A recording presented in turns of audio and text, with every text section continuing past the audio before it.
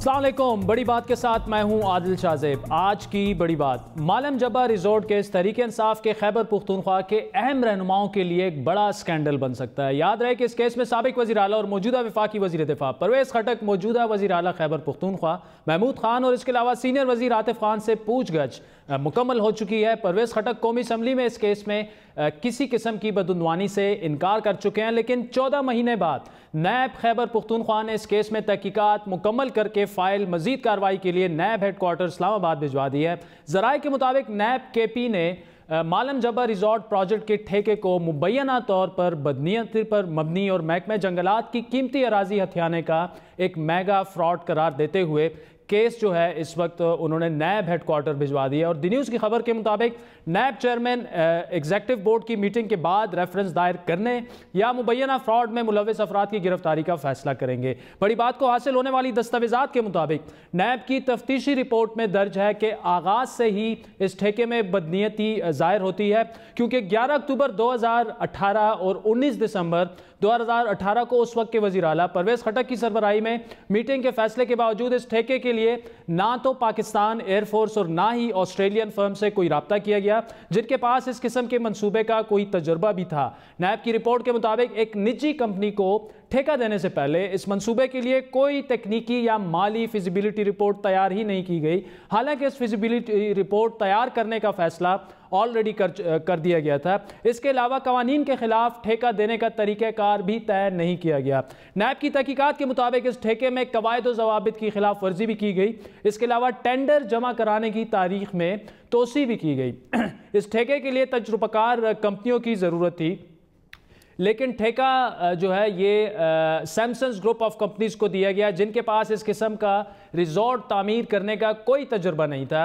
इसके लिए इस कंपनी जो है नैब के मुताबिक ये कंपनी जो थी वो ठेके की अहल ही नहीं थी, लेकिन फिर भी इस कंपनी को ठेका क्यों दिया गया? दस्तावेजात के मुताबिक इस सवाल पर हुक्काम नैब को तहकीकात के दौरान तसल्ली बख्श जवाब नहीं दे सके। नैब की तहकीकात के मुताबिक पहले टेंडर जमा कराने की तारीख 31 मार्च 2018 थी, जिसे बढ़ाकर 10 अप्रैल तकरीबन 10 दिन इस ठेके की टेंडर की तारीख को बढ़ाया गया। लेकिन ये जो बढ़ाने की तारीख थी, ये जो तोसी थी डेडलाइन की 14 अप्रैल, यानी टेंडर जमा कराने की जो आखिरी तारीख थी वो गुजरने के 4 दिन बाद ये अनाउंस किया गया कि जी इस टेंडर की तारीख जो थी वो हमने एक्सटेंड कर दी थी। लेकिन वो उस तोसी का ऐलान जो है वो भी सिर्फ एक वेबसाइट पर किया गया, जो कि पेपरा कवानीन के सेक्शन 27 की खिलाफ वर्जी है। खबर के मुताबिक जिस कंपनी को ठेका दिया गया उसका टेंडर तारीख में तोसी के बाद जमा कराया गया, जिससे इस शुबे को तकवीयत मिलती है कि टेंडर जमा कराने की तारीख में तोसी उसी कंपनी को फायदा पहुंचाने के लिए की गई थी। नैब की रिपोर्ट में यह भी लिखा गया है कि इस मंसूबे के लिए जो 275 एकड़ जमीन लीज की गई, उसमें से 270 एकड़ जमीन महकमे जंगलात की थी, जिनके लिए ना तो महकमे जंगलात से राब्ता किया गया, ना ही मुजव्वज़ा लीज कवानीन का ख्याल रखा गया। नैब दस्तावेजात के मुताबिक महकमे जंगलात की सख्त मुखालफत के बाद उस वक्त के वज़ीर आला परवेज़ खटक जो थे, उन्होंने इस लीज में से जो महकमे जंगलात की 12 एकड़ 6 कनाल की ज़मीन थी वो फॉरेस्ट एक्ट 2002 के सेक्शन 32 के तहत जो थी वो डी नोटिफाई कर दी थी। लेकिन नैब का यह भी कहना है कि यह फैसला भी कवायद की खिलाफ वर्जी करके किया गया, क्योंकि ऐसा करने का इख्तियार वज़ीर आला नहीं बल्कि सूबाई काबीना के पास था। नैब की दस्तावेजात के मुताबिक इंक्वायरी में यह बात भी साबित होती है कि लीज देने वाली committee Samsung group of companies को बिडिंग के दौरान तकनीकी महारत के लिए उन्होंने ज्यादा नंबर दिए, जिसकी कोई वजह जब नैब ने यह सवालात पूछे कमेटी से तहकीकात के दौरान कोई वजह बयान नहीं की जा सकी। याद रहे कि वज़ीर आला महमूद खान को, अभी के जो वज़ीर आला है, नैब ने 17 दिसंबर को इसी केस में तफ्तीश के लिए बुलाया था, जिसके बाद वज़ीर आला का दावा यह था कि उन्हें क्लीन चिट मिल गई है इस केस में। लेकिन नैब ने उनके क्लीन चिट मिलने के बयान की तरदीद करते हुए प्रेस रिलीज जारी की कि नैब ने किसी किस्म की क्लीन चिट नहीं दी, बल्कि वज़ीर आला महमूद खान को दोबारा भी बुलाया जा सकता है। न मेरे कोई समरी पे साइन है, न कोई डॉक्यूमेंट्स पे मेरे साइन है। उन्होंने मुझे बुलाया था, केस मैंने स्टडी नहीं किया है, तो इस सिलसिले में मैं कुछ नहीं कह सकता कि ये कानूनी है कि गैर कानूनी है। तो मुतमईन हो गए सर? बिल्कुल, एग्जैक्टली, बिल्कुल। तो ये पहली और आखिरी पेशी है आपकी? एग्जैक्टली। क्लियर और क्लीन चिट दे दिया है, हम ये कह सकते हैं। यह केस इस लिहाज से भी अहमियत का हामिल है कि कौमी असम्बली में अपोजिशन लीडर मुस्लिम लीग के सदर शहबाज शरीफ इसी केस का हवाला देते हुए यह शिकवा करते रहे हैं कि नैब तहरीक इंसाफ के खिलाफ कार्रवाई क्यों नहीं करता। हेलीकॉप्टर का तो एक मुल्ज़म है ही हैं, leader of the house, like leader of the opposition. क्या यह बात किसी से छुपी हुई है कि केपीके में चाहे वो बिलियन ट्री स्कैम हो, चाहे वो मालम जब्बा का एस्टेब्लिश स्कैम हो, चाहे वो वहां पर जो एहतसाब इदारा जो बनाया है इन्होंने 80 करोड़ रुपए खर्च दिए और एक धेले की करप्शन या वो पैसा रिकवर नहीं कर सके, वो स्कैम हो। जिस दिन शहबाज शरीफ ने कौमी असम्बली में यह नुक्ता उठाया, परवेज खटक भी वहीं मौजूद थे। उन्होंने क्या जवाब दिया वो भी आपको सुनाते। कॉन्ट्रैक्टर हमारे खिलाफ कोर्ट चला गया। अदालत ने फैसला किया कि जो बोर्ड की मीटिंग हुई और जो फैसले उसमें हुए उसको इम्प्लीमेंट किया जाए। उस कोर्ट के डिसीजन के मुताबिक हमने इम्प्लीमेंट किया, लेकिन हंगामा इतना पड़ गया कि मैं खुद सोचता हूं कि मैं पता नहीं कितना बड़ा डाकू, मैंने पता नहीं कौन सी चोरी की है। साबिक वज़ीर आला और मौजूदा वज़ीर दिफा परवेज खटक का यह दावा दुरुस्त है या नहीं, इसका फैसला तो अदालत में होगा, जिससे पहले नैब की जानिब से रेफरेंस दायर करना यकीनी बात है ज़रूरी है। बड़ी बात के ज़राए के मुताबिक नैब खैबर पुख्तूनख्वा की जानिब से इस केस की तफ्तीश मुकम्मल करने के बाद कम अज़ कम 2 हफ्ते कबल नैब हेड क्वार्टर को ये तफसीलात सारी भिजवा दी गई हैं, फ़ाइल भिजवा दी गई है और अगले एग्जेक्टिव कमेटी के इजलास में इस केस पर कोई भी फैसला हो सकता है। बहरहाल मालम जबा केस तहरीक इंसाफ के लिए एक बड़ा स्कैंडल बनता दिखाई दे रहा है। इस केस में कवायद व ज़वाबित की और क्या खिलाफ वर्जी हुई और नैब खैबर पुख्तूनख्वा की तफ्तीश में नई क्या बात सामने आई है, बात करेंगे सीनियर सहाफ़ी अरशद अजीज़ मलिक से, जिन्होंने आज ये खबर ब्रेक भी की थी। अरशद अजीज़ मलिक साहब, थैंक्स फॉर जॉइनिंग अस। बड़ा अहम केस है, तहकीकात मुकम्मल हो चुकी हैं और हमारी इतलात के मुताबिक तकरीबन 3 हफ्ते पहले तहकीकात मुकम्मल करके नैब केपी ने ये फ़ाइल जो है वो नैब हेडक्वार्टर भिजवा दी है और जो डॉक्यूमेंट्स अभी हमने स्क्रीन पे भी दिखाए हैं, जो तफसीलात उस फ़ाइल में हैं वो भी हम दिखा चुके हैं। आपकी मालूमात क्या है, क्या ये फ़ाइल जो है इस वक्त नैब हेडक्वार्टर में पड़ी हुई है? बहुत शुक्रिया आदिल। दरअसल बात यह है कि इमरान ख़ान और तहरीक इंसाफ यही बात करते हैं कि पाकिस्तान का सबसे बड़ा मसला जो है वो करप्शन है। तो हम कहते हैं कि अगर एहतसाब होना है तो सबका होना चाहिए और ये नहीं होना चाहिए कि सेलेक्टेड एहतसाब हो। अब ये ख़बर आप देख लें कि इसको जब हमने मीडिया पे लाए तो ये जनवरी में हम लाए 2018 में, तो आप देख लें 14 माह इसमें गुजर गए हैं और अभी तक इस केस के हवाले से कोई फ़ाइनल डिसीजन नहीं हो सका। जिस तरह आपने कहा कि 3 हफ्ते कबल ये गई है, तो मेरी भी कुछ इतलात ऐसी हैं कि ये यहाँ से पेशावर से नैब हेडक्वार्टर जा चुकी है। लेकिन जब हम दूसरे केसेस देखते हैं, दूसरे सूबों में देखते हैं, तो यकसा एहतसाब का जो बात करते हैं कि जी शफाफ एहतसाब होना चाहिए, तो वो चीज़ हमें यहाँ थोड़ी सी वो महसूस होती है। अच्छा चले मलिक साहब, इस बात का फैसला तो नैब के एग्जीक्यूटिव बोर्ड में होगा। हमने नैब को सवालात भी भिजवाए थे इस केस को कि जी आगे कब और कैसे प्रोसीड किया जाएगा, लेकिन उनके जवाबात के मुंतज़िर हैं। लेकिन उनका ऑफिशियल एक मौक़िफ़ तो यही है कि एग्जीक्यूटिव बोर्ड ने फैसले करना है। ये बताइए ये केस है क्या, और इसमें बताया ये जाता है कि मौजूदा वज़ीर दिफा साबिक वज़ीर आला परवेज़ खटक साहब का नाम है, फिर उसके अलावा मौजूदा वज़ीर आला महमूद ख़ान साहब के अलावा भी कई बड़े काफ़ी नाम हैं इस केस में। जी, ये सिलसिला यूँ शुरू होता है कि जब तहरीक इंसाफ की हुकूमत आती है खैबर पख्तूनख्वा में, तो फ़ैसला ये किया जाता है कि जो PTDC का एक होटल था मालम जबा में, स्वात में, उसकी जगह जो 5 एकड़ जो जगह है वहाँ पे चूँकि वो तबाह हो चुका था, तो इनका ये ख्याल था कि यहाँ पे नया होटल बनाना चाहिए। तो इनिशियली जो मीटिंग्स होती हैं CM के पास, उसमें ये फ़ैसला होता है कि चूँकि ये यहाँ पे होटल और चेयर लिफ्ट जो थी, ऑस्ट्रिया की जो हुकूमत थी उस वक्त उन्होंने इनको चेयर लिफ्ट बनवा के दी थी, तो लिहाजा फ़ैसला ये होता है कि ऑस्ट्रिया की हुकूमत से रब्ता किया जाएगा या PAF से रब्ता किया जाएगा, एयरफोर्स वालों से। लेकिन उसके बाद ये होता है कि एक इश्तिहार जारी कर दिया जाता है और ना ही कोई कवायद व ज़वाबित बनाए जाते हैं, ना कोई TORs होते हैं, और एक इश्तिहार फ्लोट कर दिया जाता है कि जी हमें यहाँ पे टेंडर्स हमें चाहिए कि यहाँ पे एक होटल बनना है और चेयर लिफ्ट बननी है। अब जो डॉक्यूमेंट्स ये कहते हैं कि होटल की जो जगह थी सिर्फ 5 एकड़ थी मालम जबा में, ठीक हो गया जी। जो चेयर लिफ्ट थी वो 12 एकड़ में लगी थी, लेकिन वो पिलर्स सिर्फ, आपको पता है चेयर लिफ्ट के पिलर्स लगते हैं नीचे ज़मीन, तो उसको इस्तेमाल नहीं होती। अब जब इश्तिहार दिया गया उसमें कोई 7 लोगों ने, 7 जो मुख्तलिफ़ पार्टियाँ उन्होंने उसके अंदर बिडिंग में हिस्सा लिया, 3 ने टेक्निकली क्वालिफाई किया। अब यहाँ बड़ी दिलचस्प बात यह है कि जब क्वालिफाई आप करते हैं तो किसी एक्सपीरियंस पर आप क्वालिफाई करते हैं। अब इस सैमसंस ग्रुप जो है इसका बेसिकली जो कारोबार है वो सिगरेट इंडस्ट्री के साथ था, होटलिंग या चेयर लिफ्ट के हवाले से इनका कोई एक्सपीरियंस कोई माजी का पास लेकिन जब टेक्निकल कमेटी ने इनको नंबर दिए तो 60.5 जो मार्क्स हैं इन्होंने ले लिए उस टेक्निकल का उसमें। उसके बाद इन्होंने जब फाइनेंशियल बिडिंग की बात आई तो उन्होंने 60 लाख रुपए जमा कराए कि जी हम 60 लाख रुपए की बोली दे रहे हैं इस ज़मीन के लिए। बाद में जब फाइनेंशियल और टेक्निकल दोनों को मिलाकर नंबरिंग करनी थी इन्होंने, तो उन्होंने इसको 60 लाख से बढ़ाकर 1 करोड़ 20 कर दिया। यानी उन्होंने कहा कि जी ठीक है हम 60 लाख देंगे होटल के लिए और 60 लाख जो है हम चेयर लिफ्ट के लिए देंगे, जो कि गैर कानूनी है। ऐसा हो ही नहीं सकता कि अब एक दफ़ा बिडिंग जमा करवाते हैं और फिर दोबारा उसमें उसको बढ़ा देते हैं, ऐसा कभी नहीं होता। दूसरा ये था कि 31 मार्च इनका 2014 का जो डेट दी गई थी कि उस वक्त तक कंपनियों ने जमा करवाने थे, तो 6 कंपनियां तो ऑलरेडी उन्होंने जमा करवा दी अपनी बोलियां, लेकिन जो 7वीं कंपनी सैमसंस है इसने उस तारीख के बाद जो है अपनी बोली जमा करवाई और जिसका नोटिफिकेशन जो है उसकी 10 अप्रैल गुजरने के बाद यानी 4 दिन बाद 14 अप्रैल को उसका नोटिफिकेशन होता है कि जी हमने इसको डेट को एक्सटेंड कर दिया है। तो आप देखें ना कि अगर तारीख आपकी 31 है तो आप उसको पहले से इश्तिहार बढ़ा दे देते कि जिसको हमने बढ़ा दिया है।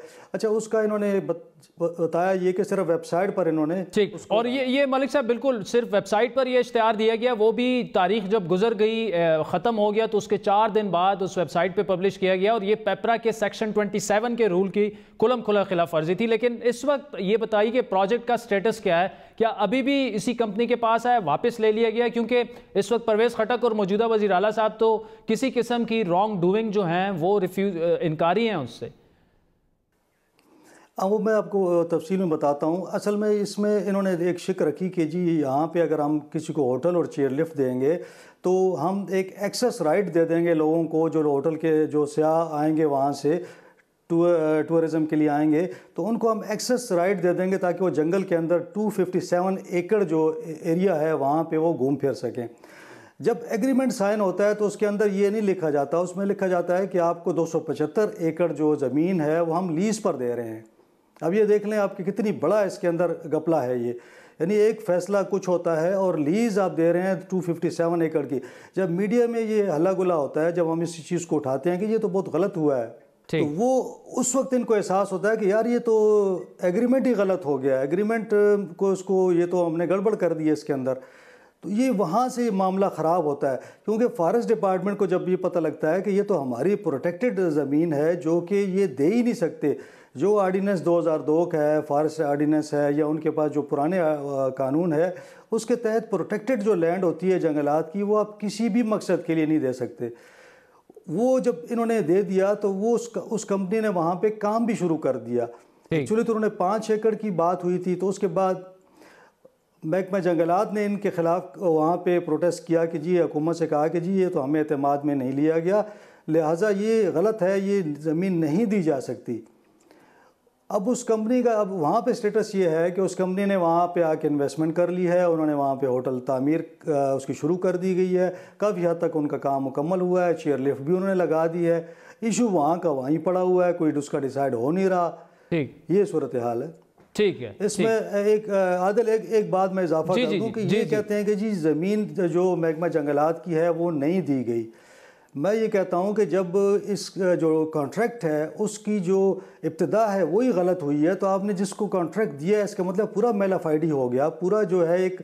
और उसकी जो फाइंडिंग है उसके अंदर भी नैब ये लिख रहा है कि ये एक मेगा फ्रॉड है, क्योंकि ये एक मैनेज किया गया है और इसका जो मास्टर माइंड है उसको ढूंढना चाहिए कि जिसने सारी प्लानिंग की है ताकि जंगलात की इतनी बड़ी अराजी जो है ये किसी एक कंपनी के पास चली जाए। अगर मीडिया इसको ना उठाता तो ये आज बात ना होती। और अब अगर ये कहते हैं कि एक बंदा अगर चोरी करता है उसके बाद वो चोरी का सामान वापस कर देता है तो इसका मतलब है केस ख़त्म हो गया। ठीक, ऐसा तो नहीं है ना जी। तो यहाँ भी यही बात है कि जब आपने ज़मीन दे दी, गलत आपने एग्रीमेंट साइन किया, सब कुछ हो गया और आप कहें कि और कॉन्ट्रैक्ट भी आपने सारा गलत दिया है। मैंने जो तफसील बताई है उसके अंदर सारे मामलात इनके मशकूक हैं। तो ऐसे हालात में आप कैसे कह सकते हैं कि जी कुछ भी नहीं हुआ इस केस में, हमने कुछ भी नहीं। अरशद अजीज मलिक साहब बहुत बहुत शुक्रिया, thank you so much for joining us. नाज़रीन वक्त हुआ चाहता है एक ब्रेक का, जिसके बाद बात करेंगे बिलावल भुट्टो के सियासी मार्च के सियासी असरात की। हमें ज्वाइन करेंगे सईद गनी साहब, जो इस वक्त शायद अब ट्रेन पर ही खैरपुर पहुँच चुके होंगे। हमारे साथ रहिए।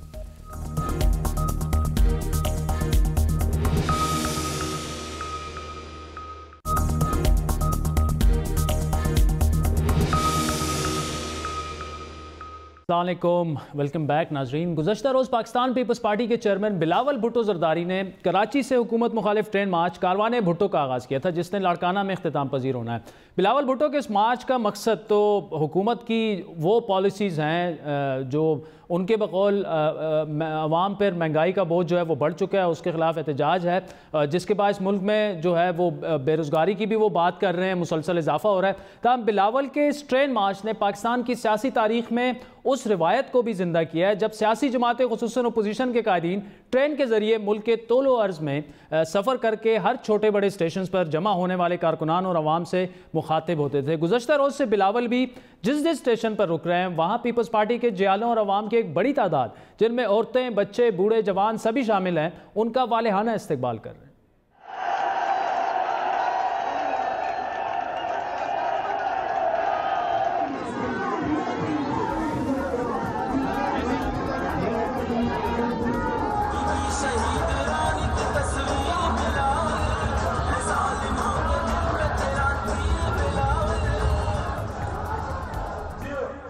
अहम बात यह है कि बिलावल भुट्टो इस वक्त अपनी सियासी करियर की अहम तरीन इनिंग खेल रहे हैं। ये बात भी हकीकी है कि बेनज़ीर भुट्टो की शहादत के बाद पीपल्स पार्टी ने सिंध के अलावा बाकी तमाम मुल्क में तेज़ी से अपनी अक्सरियत खोई है। लेकिन ये भी बात भी अपनी जगह हकीकत है कि जियालों का इस्लामाबाद में बिलावल और आसिफ जरदारी की पेशी के मौके पर सख्त एहतजाज हो, या ट्रेन मार्च के दौरान सिंध में बिलावल के इस्तेकबाल से पीपल्स पार्टी जो जिस तरह से इस्तेकबाल किया, उससे पीपल्स पार्टी के रिवाइवल की एक झलक ज़रूर दिखी है, और कुछ इस किस्म का तासुर बिलावल भी अपनी तकारीर में दे रहे हैं। ये अवाम दुश्मन हुकूमत है, ये कठपुतली हुकूमत है, ये सिलेक्टेड हुकूमत है। बेनामी वज़ीर-ए-आज़म का इंतखाब कब होगा? बाजी अलीमा खान का इंतखाब कब होगा? या इंतखाब ही ना करे मगर हमें वो सिलाई मशीन तो दे दे। सादिक और अमीन एक सिलाई मशीन। सियासी पंडित और तजज़ियाकार इस ट्रेन मार्च को एक अहम सियासी हथियार के तौर पर ज़रूर देख रहे हैं। ये वो हथियार है जो माजी में बिलावल के नाना जुल्फ़िकार अली भुट्टो और उनकी वालदा बेनज़ीर भुट्टो भी इस्तेमाल कर चुकी हैं। तमाम बिलावल के ट्रेन मार्च पाकिस्तान पीपल्स पार्टी को मुतहरिक करने और हुकूमत को दबाव में लाने में कितना कामयाब होगा, और इस ट्रेन मार्च की असल वजह क्या बढ़ती हुई महंगाई है या कि पीपल्स पार्टी की क़यादत के खिलाफ नैब की कार्रवाइयाँ। बात करेंगे पीपल्स पार्टी के सीनियर रहनुमा सईद गनी से, जो इस वक्त बिलावल भुट्टो के हमरा ट्रेन पर ही सवार हैं। सईद गनी साहब, thank you so much for joining us. 2-3 दिनों से हम वीडियोज़ ही देख रहे हैं, बड़ी तादाद में लोग बिलावल के इस्तकबाल के लिए निकले हैं, लेकिन ये बताइए कि इस ट्रेन मार्च का असल मकसद और हदफ क्या है? बिलावल भुट्टो साहब फरमा रहे हैं कि ये महंगाई के खिलाफ है, लेकिन वो बातें ज़्यादातर पीपल्स पार्टी के रहनुमाओं के खिलाफ केसेस की कर रहे हैं। असल में पहले जो आपने हिस्सा पूछा सवाल का, उसमें मैं समझता हूँ कि जो सच्ची बात है कि जो मेरी तवक्को थी कि जितने क्राउड होगा मेरी तवक्को से बहुत ज़्यादा है। ठीक। और अभी हम खैरपुर पे खड़े हैं और मैं समझता हूँ कि हिलने की जगह नहीं है, इतना ये पैक है। और अभी जो आगे इत्तला आ रही है कि रोडी जाम में जाना है आगे, तो रोडी पर तो सारा ब्लॉक हो गया और कोई शख्स जो है वहाँ पहुँचते कि उसको नहीं पहुँचे। बाकी जो अहदाफ हैं देखें, उसमें बड़ा वाज़ेह था पहले भी हमारा, ये कोई मार्च नहीं है, कोई एहतजाजी मार्च नहीं है। ये बिलावल भुट्टो जरदारी साहब हर 4 अप्रैल को लाड़काना जाते हैं और 4 अप्रैल से कुछ रोज़ पहले चले जाते हैं। ठीक। इस मरतबा सखर की एयर स्पेस जो है वो इस वक्त बंद है और उसकी वजह से वो बाय एयर तो जा नहीं सकते थे। 2 ऑप्शन थे, या तो बाय रोड जाएं या वो बाय ट्रेन जाएं। तो उन्होंने ये फैसला किया कि हम ट्रेन के जरिए जाते हैं और रास्ते में जो मुख्तलिफ स्टॉप्स आते हैं वहाँ हम जो पार्टी के कारकुन हैं या जो वहाँ के रिहायशी लोग हैं उनसे मुलाकात करेंगे और उनसे अपना मौक़िफ़ उनके सामने रखेंगे। तो जाहिर है कि एक सियासी लीडर हैं, जब वो मूव करते हैं तो मुल्क की इशूज़ पर बात करते हैं, और उन्होंने हर जगह मुख्तलिफ चीज़ों पर बात की है। उसमें महंगाई पर भी बात की है, सुबह सिंध के साथ जो ज्यादती हो रही है उस पर बात की है, एहतसाब का जो निज़ाम है उस पर बात की है, जो पोलिटिकल विक्टिमाइजेशन हुई है उस पर बात की है। तो हर इशू को उन्होंने टच किया है और मैं समझता हूँ कि बड़ा वालेहाना जो है वो तारीखी इस्तकबाल चेयरमैन साहब का हुआ है। और जैसे जैसे आगे जा रहे हैं लोगों की तादाद बढ़ती जा रही है। अच्छा सईद गनी साहब, बकौल आपके ये एहतजाजी मार्च तो है ही नहीं, तो उसका मतलब इस मार्च का दायराकार बाकी मुल्क तक आप लोग नहीं बढ़ाएंगे? शायद प्लानिंग तो आपकी इसी तरह से है। नहीं, ये हमने कहा है, चेयरमैन साहब ने भी कहा है, और कि 4 अप्रैल का जो इवेंट होगा उसके बाद किसी दिन हम अनाउंस करेंगे, एक शायद मार्च का अनाउंस करेंगे या कोई ऐसा प्लान अनाउंस करेंगे जिसमें हम मुल्क के दीगर सूबों में भी जाएंगे। अच्छा, जो फरियाल तालपुर साहिब और आसिफ अली जरदारी साहब ने जमानत कबल गिरफ्तारी की दरख्वास्त दे दी है, तो क्या वो एक्सपेक्ट कर रहे हैं अपनी गिरफ्तारी? क्या उन्हें लग रहा है कि केसेस बड़ी तेजी से आगे बढ़ रहे हैं और उन्हें किसी भी वक्त अरेस्ट किया जा सकता है? आदल, अब ये तो देखें, एक प्रोसीजर है कानून का, जब इस किस्म की चीज़ें न किसी को करता है तो ये सिर्फ आसिफ अली जरदारी साहब या फरियाल तालपुर साहब की बात नहीं है। बेशुमार लोग हैं जिनको जब नोटिस आते हैं तो वो उस मौके पर ही अदालतों में जाते हैं, और ये उनका कानूनी हक है कि वो अदालत से अपनी बेल के लिए दरख्वास्त करें, और उन्होंने की है। तो ये गिरफ्तारी का इम्कान तो जाहिर है जिनके खिलाफ ये केसेस होते हैं उनका रहता है, लेकिन अदालत में जाकर जमानत लेना भी सबका हक है, और उसको कोई एक अनोखी बात नहीं है इसके अंदर। ठीक। अच्छा, आपके नाकिदीन ये कह रहे हैं इस वक्त के जिस वक्त केसेस को कराची से पिंडी मुंतकिल किया गया, तो आपका मौक़िफ़ ये था कि अगर केसेस को वहाँ मुंतकिल किया गया, काबीना वहाँ आती जाती रहेगी तो हुकूमत कैसे चलेगी? लेकिन इस वक्त काबीना आपकी जो है वो ट्रेन मार्च में जो है वो ट्रेन पर सवार है, ट्रेन पर बैठी हुई है, तो हुकूमत कैसे चल रही है सईद गनी साहब?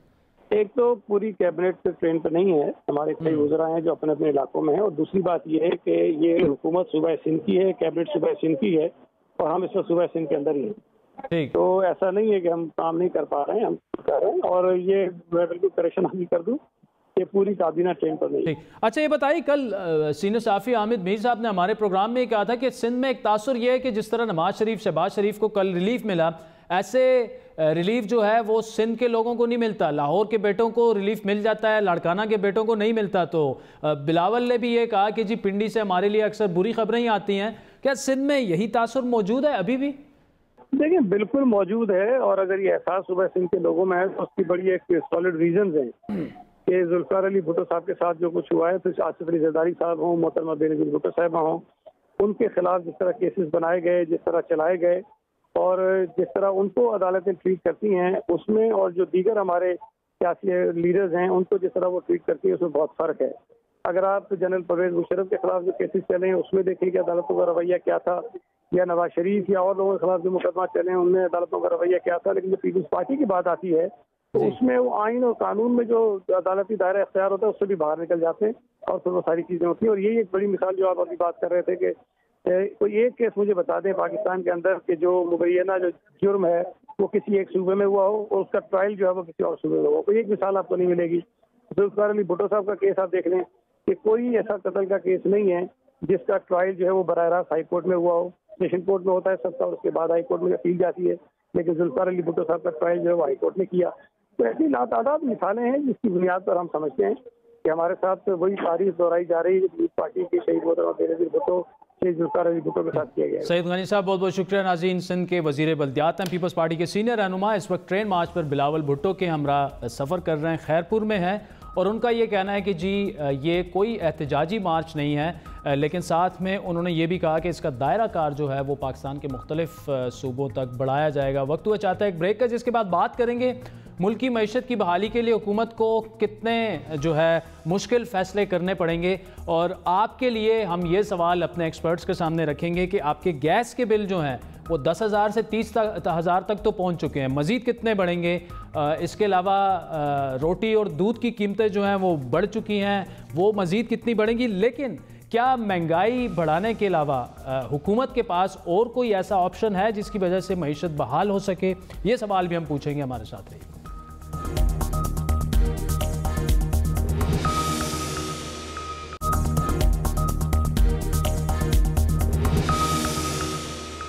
आज हुकूमत ने एक नए मंसूबे का आगाज़ किया जिसको गुर्बत मिटाओ प्रोग्राम या एहसास और किफ़ालत का नाम दिया गया है। वज़ीर-ए-आज़म इमरान खान ने गुर्बत के खात्मे को जहाद करार देते हुए इस प्रोग्राम के तहत एक नई वजारत बनाने का ऐलान भी किया।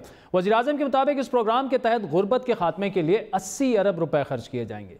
हमने गुर्बत, इस मुल्क में गुर्बत को कम करने की जो जहाद शुरू की है, ये जहाद है। हम पासमानदा और कमज़ोर लोगों के लिए जो स्पेंडिंग है, जो इनके लिए जो हम उनको जो पैसे देते हैं, जो अभी तक स्पेंडिंग, उसके अंदर इजाफा कर रहे हैं 80 अरब रुपए का, और इंशाल्लाह 2021 तक ये 120 अरब।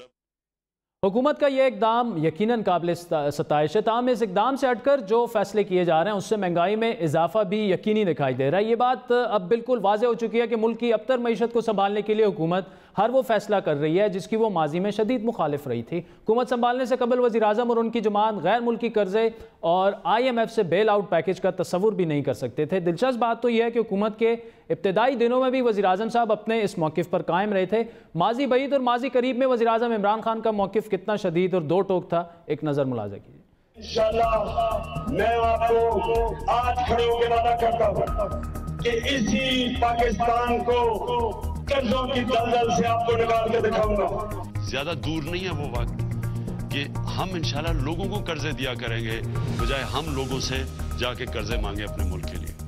कर्जे ले लेके मुल्क को मकरूज कर दे, कर्जों की किस्तें अदा करने के लिए अवाम पे टैक्स लगा दे। कि मुझे कितना बुरा लगेगा कि मैं बाहर जाके लोगों से पैसे मांगूं, कि कभी किसी मुल्क में जा रहा हूं पैसे मांगने, कि कभी ताम अब वो सब कुछ हो रहा है जिसके वज़ीर आज़म साहब इंतहाई शदीद मुखालिफ थे। लेकिन ये भी हमें अंदाज़ा है और होना भी चाहिए कि इस वक्त मुश्किल फ़ैसले करने हैं। मुल्क को कई आलमी ममालिक से कर्जा लिया जा चुका है, IMF से मुज़ाकरात भी हतमी मराइल में दाखिल हो चुके हैं, जिसका इज़हार भी खुद वज़ीर आज़म ने आज ही किया। लेकिन उनके बकौल ये IMF से आखिरी बेल आउट पैकेज हो।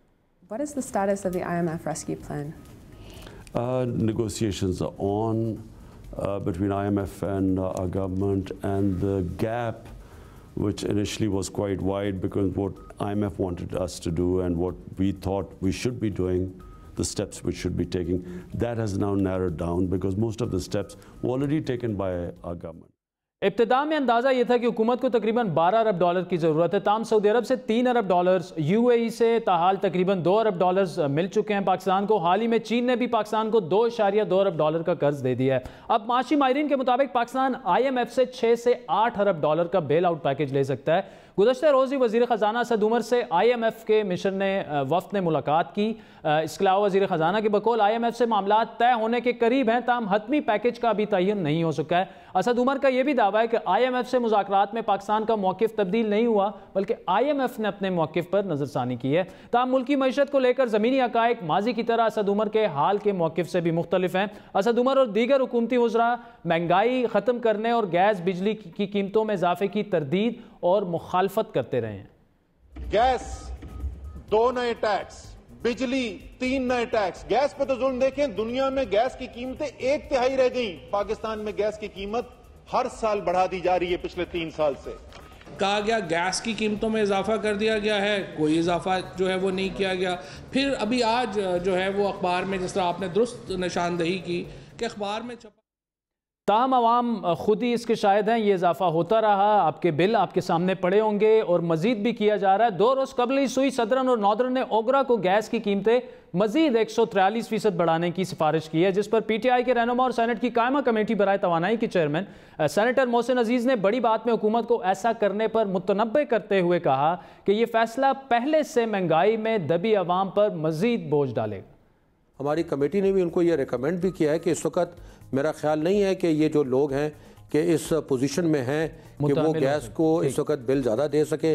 साथ ही साथ ये कि हमने ये एडवाइस की है जो कंपनीज है कि ये अपना UFG जो है। नाज़रीन, आपको ये बताते चले कि हुकूमत का फैसला सिर्फ गैस की कीमत बढ़ाने का नहीं है, बल्कि बिजली की कीमतों में इजाफे की भी तैयारी हो रही है। बिजली के नर्ख बतदरीज 3 मरहलों में 2.25 से 2.5 रुपए फ़ी यूनिट जो है उसमें इजाफा होगा। वज़ीर तवानाई उमर अयूब के मुताबिक पहला इजाफा आइंदा 2 से 3 माह में 1 रुपए फ़ी यूनिट का होगा। उसके अलावा बकिया इजाफा जो है वो आइंदा 2 तिमाहियों के दौरान किया जाएगा। ये बात भी अब बिल्कुल वाज़ेह हो चुकी है कि हुकूमत ये तमाम फैसले IMF की उन्हीं शराइत की बुनियाद पर कर रही है जिन शराइत को मानने के लिए हुकूमत बिल्कुल भी तैयार नहीं थी। IMF की सबसे बड़ी और मुश्किल शर्त जो है वो रुपए के मुकाबले में डॉलर की कीमत का तयन मार्केट के उतार चढ़ाव से जोड़ना है, और इस शर्त की हुकूमत अभी तक मुखालफत कर रही है। आपको याद दिलाते चलें कि इलेक्शन के बाद मुल्क में डॉलर 122 रुपए तक का था और आज डॉलर 140 तक जा पहुंच चुका है, और इम्कानात ये हैं कि डॉलर के मुकाबले में रुपए की कदर में मजीद कमी होगी। ये तमाम ज़मीनी इकाई के वाजे कर रहे हैं कि हुकूमत IMF की शराइत मान रही है, लेकिन अवाम के सामने ये नहीं मान रही कि वो इन मुश्किल शराइत को मान रही है। लेकिन बड़ी बात का बड़ा सवाल ये है कि क्या हुकूमत के पास ऐसे इकदाम करने के अलावा कोई और ऑप्शन भी मौजूद है? बज़ाहिर तो ऐसा नहीं लग रहा, और ये बात तय है कि मुल्की मईशत की बहाली के लिए हुकूमत को मुश्किल फैसले करने होंगे, और ये हुकूमत की मजबूरी है। बात करेंगे माहिर मईशत और हुकूमत की माशी मशावरती कौंसिल के मेंबर डॉक्टर आबिद कयूम सुलहरी से। डॉक्टर साहब, thanks for joining us. IMF का वक्त यहाँ है, खबरें चल रही हैं, शराइत काफ़ी सख्त हैं जिनमें डॉलर को मार्केट के साथ लिंक करना है। बिजली और गैस के नर्ख पहले ही बढ़ा दिए गए हैं, अगले 3 से 6 माह में मजीद बढ़ेंगे। क्या इसके अलावा हुकूमत के पास कोई और ऑप्शन नहीं था, क्योंकि इससे तो बोझ आम आवाम पर ही पड़ेगा? देखिए, पहले तो हमें IMF को देखना चाहिए कि IMF जो है वो कह रहे हैं आप अपनी आमदनी और अखराजात में तवाज़ुन पैदा करें, आप अपना रेवेन्यू बढ़ाएं या आप अपने अखराजात जो हैं वो उनको कम करें। ये फिस्कल साइड पे कह रहे हैं। मॉनेटरी साइड पे शुरू में बात हो रही थी डॉलर के मुकाबले को उसको फ्री फ्लोट कर दिया जाए, मार्केट के रहमो करम पे छोड़ दिया जाए, जिसमें मेरी इतलात के मुताबिक पाकिस्तान जो है मिनिस्ट्री ऑफ फाइनेंस उन्होंने उसको रजिस्ट किया। और मेरी इतलात ये हैं कि इस वक्त IMF अपने उस मुतालबे पे फ्लेक्सिबल हो गया है। अब वो ये नहीं कह रहा कि आप इसको बिल्कुल मार्केट के रहमो करम पे छोड़ दें। बड़ी खबर ये बात कर रहा है कि स्टेट बैंक जो है वो हर महीने कुछ एक रिजर्व फंड बना ले कि सिर्फ उतने पैसे जो हैं वो मार्केट में डॉलर को कीमत को मेंटेन रखने के लिए स्टेट बैंक जो है वो इंटरवीन करेगा, अदरवाइज उसको फ्री फ्लोट छोड़ देगा। सिर्फ मैं नाज़रीन को बताता चलूँ कि पहले 4 सालों में हमने रुपये को 102 रुपये पर डॉलर पे रखने के लिए तकरीबन 22 से 25 बिलियन डॉलर जो थे खर्च किए, वो स्टेट बैंक ने ओपन मार्केट में अपने कैश करवाए। यानी आप उधार पे डॉलर लेते हैं पूरी दुनिया से, और उसके बाद सिर्फ इस वजह से कि रुपये की कीमत जो है उसको आप स्टेबल कर सकें, आप उसको फॉरेन करेंसी मार्केट में फेंक देते हैं। तो मेरा ख्याल है यहाँ पे थोड़ा सा एक कंप्रोमाइज़ हो जाएगा। ठीक, अच्छा डॉक्टर साहब, ठीक है, कंप्रोमाइज़ हो जाएगा। ये बताइए, बड़ी खुशाइंद बात है अगर IMF ने लचक दिखाई है डॉलर को फ्री फ्लोट करने की, जो एक बड़ी सख्त शर्त थी, लेकिन बजाय आम आवाम पर बोझ डालने के क्या इस वक्त ज़रूरत स्ट्रक्चरल रिफॉर्म्स की नहीं, जिसका हुकूमत के 8-9 माह गुजरने के बाद भी नामो निशान तक नहीं है? IMF और मुख्तलिफ क्रेडिट एजेंसीज बार बार अपनी रिपोर्ट्स में कह चुकी हैं कि अगर हमने मुस्तकिल बुनियादों पर अपनी मईशत को बेहतर करना है, सबसे अहम स्टेप उस पर स्ट्रक्चरल रिफॉर्म्स का है। इलेक्शन से पहले तो हुकूमत बड़ी बड़ी बातें कर रही थी, लेकिन अभी तक स्ट्रक्चरल रिफॉर्म्स पर ना कोई हिकमत अमली है, ना कोई पॉलिसी है दूर दूर तक। देखिए, स्ट्रक्चर रिफॉर्म के 4 मेजर पॉइंट्स हैं। पहला जो है वो है आपका टैक्स रेवेन्यू को बढ़ाना। वो लोग जिनकी आमदनी जो है वो भी बढ़ नहीं पा रहा, टैक्स देना चाहिए, अगर वो नहीं दे रहे तो उनसे टैक्स लेना। और ये हर हुकूमत के लिए चैलेंज रहा है, इस हुकूमत के लिए भी चैलेंज होगा। लेकिन आपकी बात दुरुस्त है, अगर हुकूमत जो है वो टैक्सेबल नॉन टैक्स पेयर्स को टैक्स नेट पे ना ला सकी तो यकीनन उसकी एक बहुत बड़ी नाकामी होगी। ये देखना होगा कि FPR की रिफॉर्म्स की जो बातें की जा रही हैं, और पिछले दिनों प्राइम मिनिस्टर ने कहा भी कि अगर FPR काम नहीं कर रही तो शायद FPR को रीवैम्प करके एक नई एजेंसी यहाँ पे ले आएँ। तो ये देखना होगा कि आइंदा आने वाले चंद महीनों और ख़ुसूसन बजट से पहले किस तरह के टारगेट रखे जाते हैं और कैसे लोगों को टैक्स नेट में लाया जाता है। इस पर कुछ काम हो भी रहा है। दूसरा, एनर्जी सर्कुलर डेट का खात्मा है। वो जैसा कि मैंने आपको बताया कि उसका जो आसान था वो तो ये था कि टैरिफ बढ़ा दिया जाए, लेकिन जो मुश्किल काम है वो ये है कि बिजली और गैस की चोरी को रोका जाए और उसके इंफ्रास्ट्रक्चर जो है उसको बेहतर बनाया जाए, और जो अल्टरनेटिव मीन्स हैं एनर्जी के जो सस्ते हैं उनकी तरफ काम किया जाए। ये थोड़ा सा मीडियम टू लॉन्ग टर्म है, लेकिन इस पर काम करना बहुत ज़रूरी है।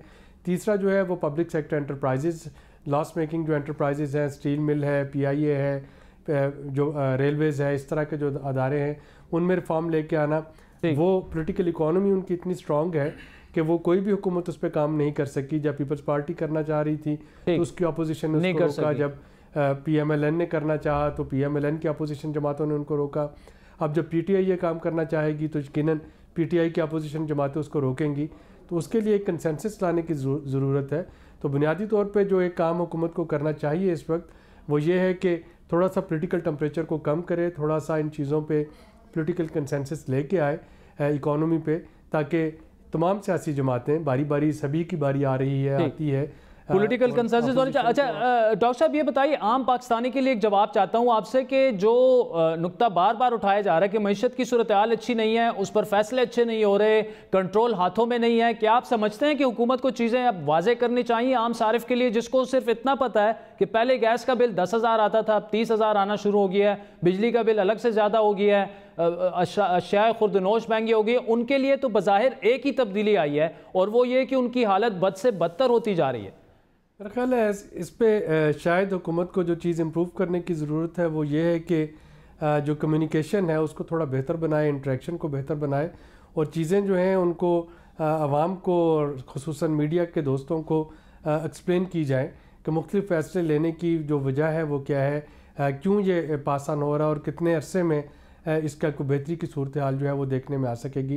तो यकीनन इस वक्त एक स्ट्रेटजी है वो जो मौजूद है, बैलेंस ऑफ पेमेंट का पहला फेज़ था वो हो गया, IMF के पास जाने की बातें हैं वो भी होपफुली अगले माली साल में लग रहा है कि चीज़ें तय पा जाएंगी, इंडस्ट्री की रिवाइव की कोशिश की जा रही है। चलें डॉक्टर साहब, thank you so much for joining us. नाज़रीन बढ़ते हैं एक और स्टोरी की तरफ। अफगानिस्तान में अमन के लिए पाकिस्तान की तमाम तर सिफारती कोशिशों के बावजूद वज़ीर-ए-आज़म इमरान खान के हालिया मुबैना जो मुतनाज़ा बयानात थे उन्होंने इस्लामाबाद और काबुल के दरमियान एक नए सिफारती तनाज़े को जन्म दे दिया। यह तनाज़ा उस वक्त शुरू हुआ जब वज़ीर-ए-आज़म इमरान खान से मंसूब एक बयान छपा जिसके मुताबिक वज़ीर-ए-आज़म ने काबुल में इंतखाबात से कबल निगरान हुकूमत की तश्कील का मशवरा दिया, जिसको अफगानिस्तान की हुकूमत ने अपने अंदरूनी मामलात में मुदाखलत और अफगानिस्तान की खुद मुख्तारी में मुदाखलत करार देते हुए पाकिस्तान से अफगान सफीर वापस बुला लिया था, जबकि काबुल में पाकिस्तान के नायब सफीर को तलब करके भी एहतजाज रिकॉर्ड करवाया। इमरान खान के इस बयान पर सिर्फ अफगान हुकूमत नहीं बल्कि अमरीकी सफारतकारों का भी रद्द-ए-अमल काफ़ी शदीद है। अमरीकी मामले खुसूसी ज़ल्म खलीदाद के मुताबिक पाकिस्तान अफगान अमल में मदद कर रहा है, लेकिन वज़ीर-ए-आज़म साहब के बयानात मददगार नहीं, जबकि काबुल में मौजूद अमरीकी सफ़ीर ने भी वज़ीर-ए-आज़म को अफगानिस्तान के अंदरूनी मामलात में मुदाखलत ना करने की नसीहत की। आज इस पूरे मामले पर पाकिस्तान के दफ्तर ख़ारजा ने वज़ीर-ए-आज़म इमरान खान के बयान की वजाहत करते हुए कहा कि उनके बयान को सियाको सबाक से हटकर पेश किया गया। पाकिस्तानी दफ्तर ख़ारजा के मुताबिक वज़ीर-ए-आज़म ने सिर्फ पाकिस्तान में निगरान हुकूमत की मिसाल दी थी और इससे यह मतलब अखज़ नहीं करना चाहिए कि पाकिस्तान अफगानिस्तान के अंदरूनी मामलात में मुदाखलत करना चाहता है। आज के प्रोग्राम में इतना ही। नाज़रीन, आज के प्रोग्राम पर आपके फीडबैक के मुंतज़िर रहेंगे। हमारा ट्विटर हैंडल है @बड़ी बात। मुझे मेरी टीम समेत इजाज़त दीजिए। खुदा हाफ़िज़।